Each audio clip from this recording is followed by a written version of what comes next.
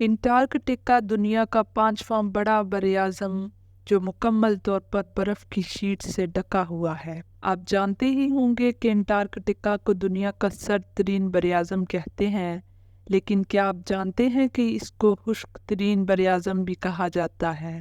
اس کی وجہ یہ ہے کہ اس براعظم میں ایک سال میں اوسطاً صرف 200 ملی میٹر تک ہی بارش ہوتی ہے۔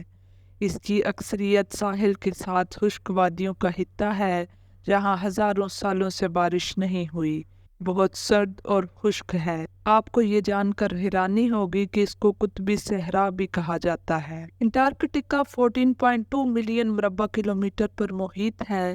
انٹارکٹیکا کی برف کی چادر زمین پر سب سے بڑی ہے، جو انٹارکٹک کے پہاڑی سلسلوں، وادیوں اور سطح مرتفع کے 14 ملین کلومیٹر پر محیط ہے۔ انٹارکٹیکا کا صرف 1% حصہ مستقل برف سے پاک ہے۔ انٹارکٹیکا کی برف 4.7 کلومیٹر موٹی ہے، جو ماؤنٹ ایورسٹ کی نصف اونچائی بنتی ہے۔ انٹارکٹک آئس شیٹ براعظم کے تقریباً 98% حصے پر محیط ہے۔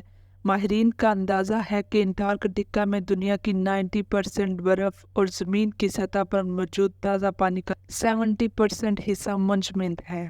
سائنسدانوں کا اندازہ ہے کہ اگر مغربی انٹارکٹک آئس شیٹ پگھل جاتی ہے تو اس سے عالمی سطح پر سمندر کی سطح 15 فٹ سے زیادہ بلند ہو جائے گی۔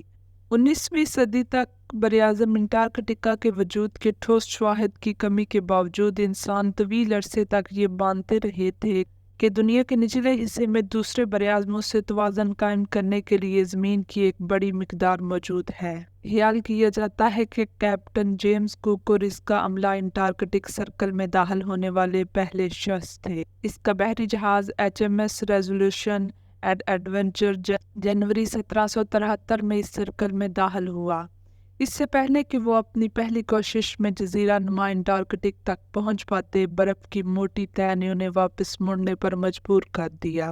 مورخین کے درمیان انٹارکٹک کے متنازع حقائق میں سے ایک یہ ہے کہ سب سے پہلے اس براعظم پر کس نے قدم رکھا تھا۔ بہت سے لوگوں کا خیال ہے کہ یہ سیلر جان ڈیوس تھا، جس نے 1821 میں یہاں قدم رکھا، تاہم پہلی دستاویزی اور تصدیق شدہ لینڈنگ جنوری 1895 میں ایک ویلنگ اور سیلنگ انٹارکٹک مہم کے ذریعے کی گئی تھی۔ ناروے کے لیونارڈ کرسٹینسن کی قیادت میں ایک عملے نے ایک چھوٹی کشتی اتاری جس پر ان کے جہاز کے 6 آدمی سوار تھے۔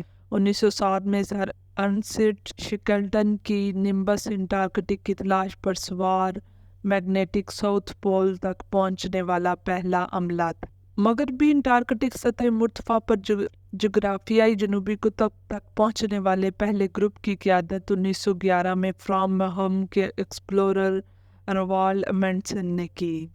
کہا جاتا ہے کہ انٹارکٹیکا ہمیشہ سے ایک برفیلی زمین نہیں رہی تھی جو برف کی چادر کی گرفت میں ہے۔ در حقیقت انٹارکٹیکا بھی کبھی اتنا ہی گرم تھا جتنا کہ آج میلبورن ہے۔ محققین کا اندازہ ہے کہ 40 سے 50 سال پہلے تک انٹارکٹیکا میں درجہ حرارت 62.6 ڈگری فارنہائٹ تھا۔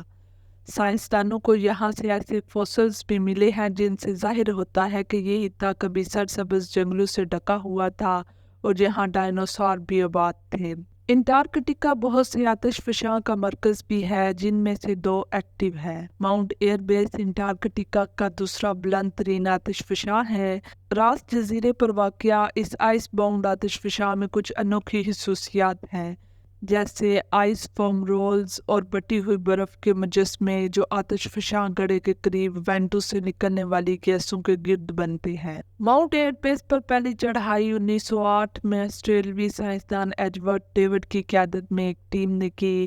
دوسرا فال آتش فشاں آئی لینڈ پر ہے، جو کبھی ایک فروغ پذیر بلنگ اسٹیشن تھا اور بعد میں یہ ایک سائنسی اسٹیشن بھی رہا، جسے 1969 میں آتش فشاں پھٹنے کے بعد چھوڑ دیا گیا، اور آج یہ ایک دلچسپ جگہ ہے جہاں لوگ انٹارکٹیکا کے سفر پر جاتے ہیں۔ پینگوئن، بلو ویل، کلر ویل، لیوپارڈ سیلز اور فرش سیلز انٹارکٹیکا کی سمندری زندگی میں شامل ہیں، جو انٹارکٹک آئس شیٹ اور ساؤتھرن اوشن میں آباد ہے۔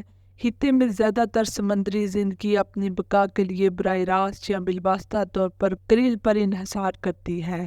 एक कहा जाता है कि एक बालक ब्लू व्हेल एक दिन में 4 मिलियन क्रिल खा सकती है। 1911 में मशरकी अंटार्कटिका के एक दूर दराज ग्लेशियर पर एक अजीबोगरीब वाकया देखने में आया।